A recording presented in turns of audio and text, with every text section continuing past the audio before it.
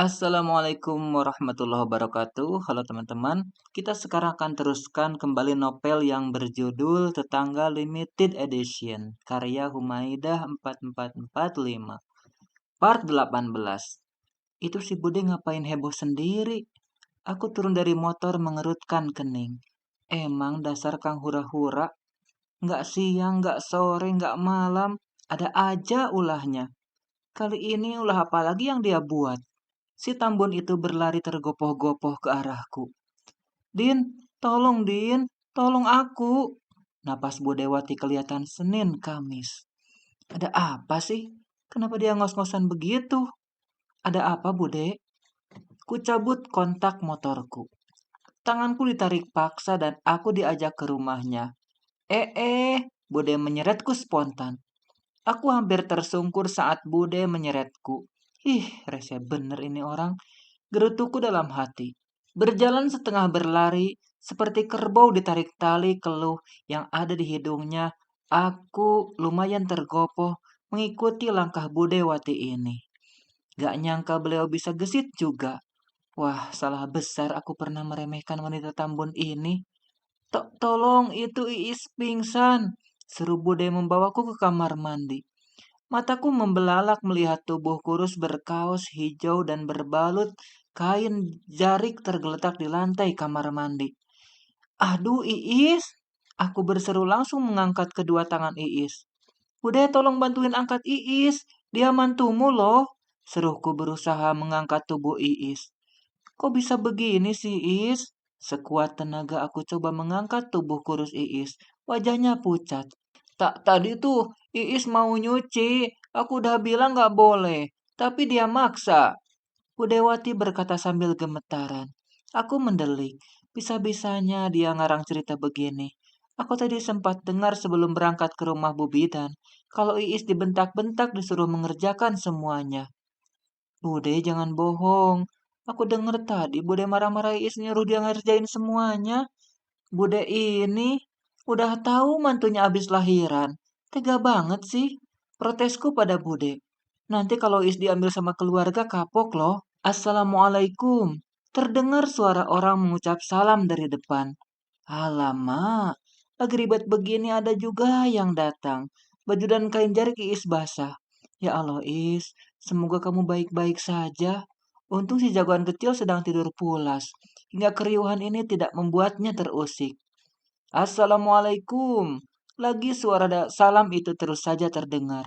Aku menoleh ke Budewati yang salah tingkah. Bude, bukain pintu tuh ada tamu.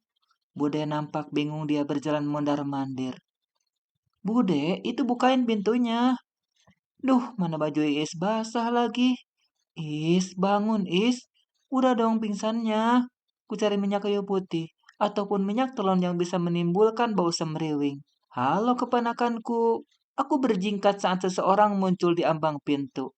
Refleks menoleh. Mataku membulat. Mbak? Waduh, mana yang datang kakaknya Iis lagi. Alamat riweh ini. Aku semakin gugup dan bingung. Iis masih pingsan pula. Gimana ini? Loh, kenapa dengan adikku? Kakaknya Iis langsung bingung.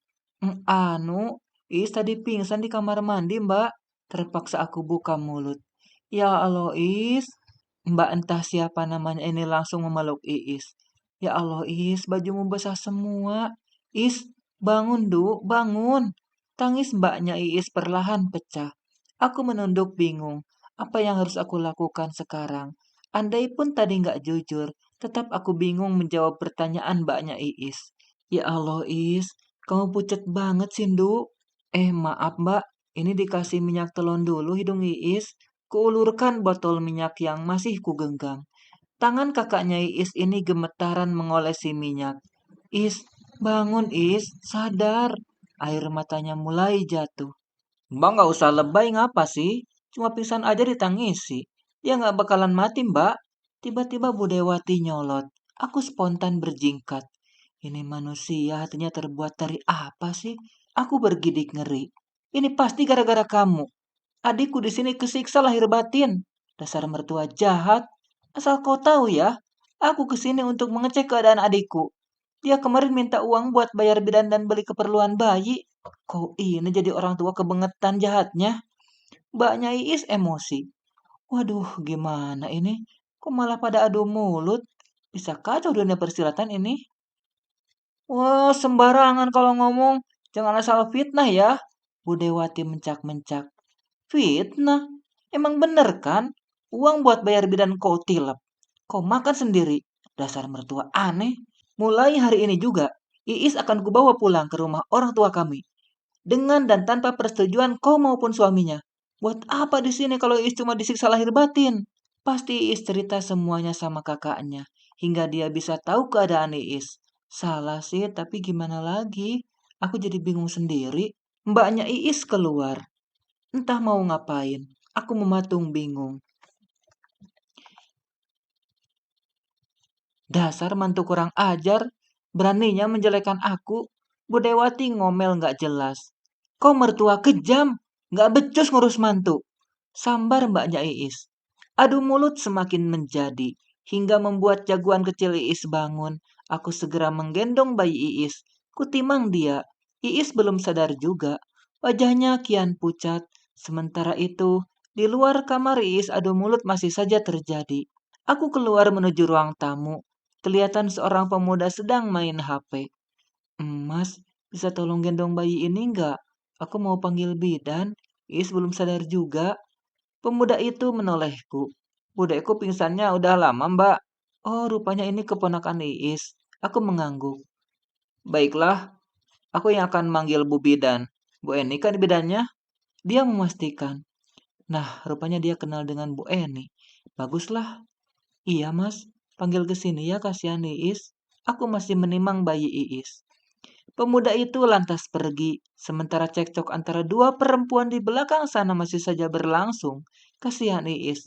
Kipiye iki? Pokoknya, Iis akan kubawa pulang ke rumah ibuku. Gak akan kubiarkan kau menyiksa adikku. Tegas kakaknya Iis. Sepertinya ini akan terjadi perang dunia ke-20 kalau sampai Iis dibawa pulang keluarganya. Selama ini, Agus taunya keadaan Iis baik-baik saja. Kalau Agus sampai tahu hal ini, waduh, alamat perang beneran. Stop, stop, stop. Cukup. Jangan ribut terus. Kasihan Iis. Dari tadi belum sadar. Aku berusaha melerai keduanya. Kakaknya Iis langsung melengos ke arah Budewati. Kemudian dia ke kamarnya Iis. Dihampiri adik yang masih tergolek lemas tak sadarkan diri. Suara motor dari luar terdengar. Tak lama Bu Eni masuk membawa tas yang biasanya berisi alat medis. Loh Bu, siapa yang nyuruh sampean ke sini? Bu Dewati kelihatan kaget.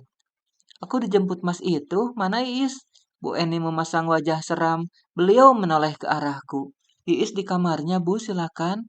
Bu Eni langsung masuk ke dalam kamar Iis. Dengar ya Bu, jangan harap aku mau membayarmu. Kau yang datang ke sini sendiri. Bu Dewati berteriak lantang hingga membuat bayi Iis berjingkat dan menangis.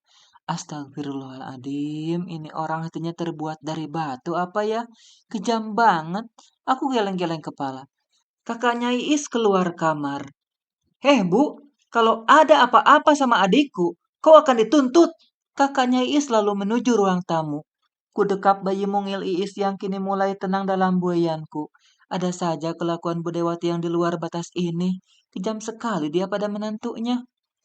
Mbak Dina, namaku dipanggil oleh Bu Eni. Iya Bu, aku segera menuju kamar. Nggak peduli dengan tatapan tajam Budewati. Kuhampiri Bu Eni. Piye Bu, pingsannya udah lama ya?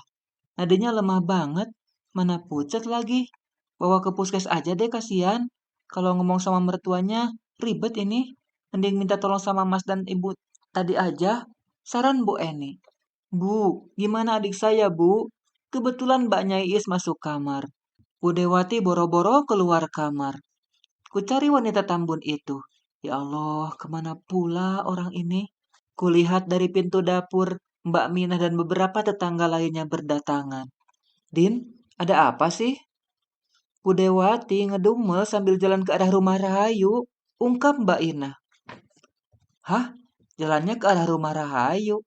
Kok bisa sih? Ini mantunya butuh pertolongan bisa-bisanya dia kabur. Ya Allah, ngelus dada aku. Mbak-mbak semuanya, itu pingsan gara-gara disuruh beberes rumah, nyuci, masak. Padahal Iis belum sehat betul. Tahu kan Budewati kejam? Terangku. Ya Allah, kasihan Iis. Belum ada selapan udah disuruh-suruh. Nggak sesuai Budewati ini. Kalau ngomong di luar aja. Kayak perhatian banget sama mantu. Buktinya, zong, geram Mbak Mina. Mbak Dina, aku menoleh ketika namaku dipanggil. Aku segera menuju kamar Iis. Iya, saya. Kulihat Bu Eni sudah memasang infus di tangan Iis. Mbak, adikku mau kubawa ke klinik. Tolong bantuin beberes keperluan Iis dan bayinya ya. Keduanya mau kuboyong ke rumah ibuku. Ujar kakaknya Iis. Aku nggak bisa biarin mertuanya Iis menyiksa adikku begini. Yah, kurasa itu lebih baik.